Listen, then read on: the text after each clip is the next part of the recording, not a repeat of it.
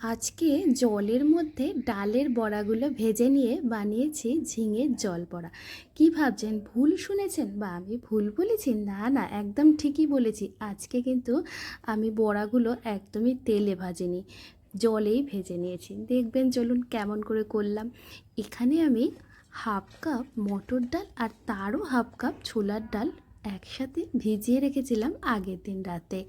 ডালটা কিন্তু একটু বেশি সময় ধরে ভেজাতে হবে, তার কারণ এটা একদম জল ছাড়া বাটতে হবে। এর মধ্যে হাফ ইঞ্চি আদা, দুটো কাঁচা লঙ্কা দিয়ে আমি ডালটা বেটে নিয়েছি। একদম জল ছাড়া এইভাবে শুকনো শুকনো করেই ডালটা বেটে নিতে হবে। এরপর এর মধ্যে হাফ চামচ হলুদ আর স্বাদ অনুযায়ী নুন দিয়ে একটু ফেটিয়ে নিতে হবে। একটা হ্যান্ড হুইস্কার দিয়েই প্রথমে ফেটিয়ে নিচ্ছিলাম, তারপর বুঝতে পারলাম যেটা হাত দিয়ে ফেটালেই ভালো হবে। একটু ফেটিয়ে নিলে বড়াগুলো ফ্লাপি হয়। তারপর এর মধ্যে একটু চিনিও দিয়ে দিলাম। ডালটা ফেটিয়ে ঢাকা দিয়ে রেখে দিয়েছি। এখানে আমি 6টা মাঝারি সাইজের ঝিঙে নিয়ে নিয়েছি। ঝিঙেগুলোকে প্রথমে খোসা ছাড়িয়ে নিতে হবে। খোসা ছাড়িয়ে নিয়ে তারপর একটু বড় বড় করে কেটে নিয়েছি। এই রান্নাটা শুধু ঝিঙে দিয়েই করা হয় বা করা যায়, আবার চাইলে একটুখানি আলুও দেওয়া যেতে পারে। আবার নানান রকম সবজি দিয়েও এই রকম জল বড়া করা যায়। আজকে আমি ঝিঙে আলু দিয়ে করেছি, আবার এর মধ্যে রাঙা আলু, পটল এসব দিয়েও কিন্তু জল বড়া রান্না করা যায়।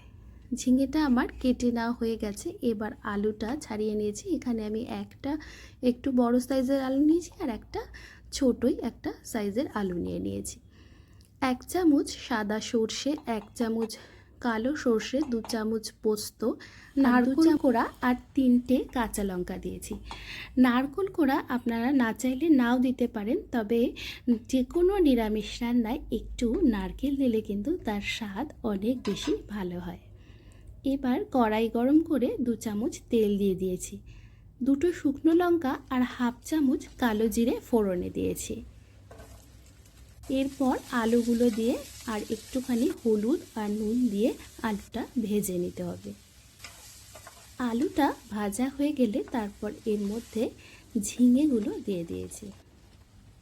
ঝিঙেটা দেওয়ার পর আরও একটুখানি নুন দিয়েছি। এরপর ভালো করে মিশিয়ে নিয়ে ঢাকা দিয়ে গ্যাসের ফ্লেমটা একদম লোতে করে 3-4 মিনিট মতো একটু রান্না করতে হবে। ঝিঙে থেকে এই সময় প্রচুর জল বেরিয়ে আসবে। অনেকটাই জল বেরিয়েছে ঝিঙে থেকে, তবে আমি আরও একটুখানি জল এর মধ্যে অ্যাড করে দিলাম। এবার আগে থেকে ওই যে বেটে রাখা ডালটা এর মধ্যে এইভাবে ছোট ছোট বড়ার আকারে দিয়ে দিতে হবে। এটা দেওয়ার সময় একটু সাবধানে দেবেন, আর একটা বড়ার সাথে আর একটা বড়া যাতে বেশ খানিকটা দূরে থাকে সেইভাবেই দেবেন, না হলে লেগে যেতে পারে। আঁচ কমিয়ে ঢাকা দিয়ে 3 মিনিট মতো একটু রান্না করে নেব। সমস্ত বড়াগুলো এভাবে সাজিয়ে দিতে হবে। একটা এরকম ছড়ানো কড়াইতেই রান্নাটা করলে বেশি ভালো হয়।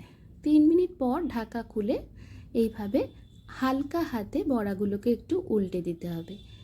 উল্টে দেওয়ার পর ঢাকা দিয়ে আরও 1 মিনিট মতো একটু রান্না করে নিয়েছি।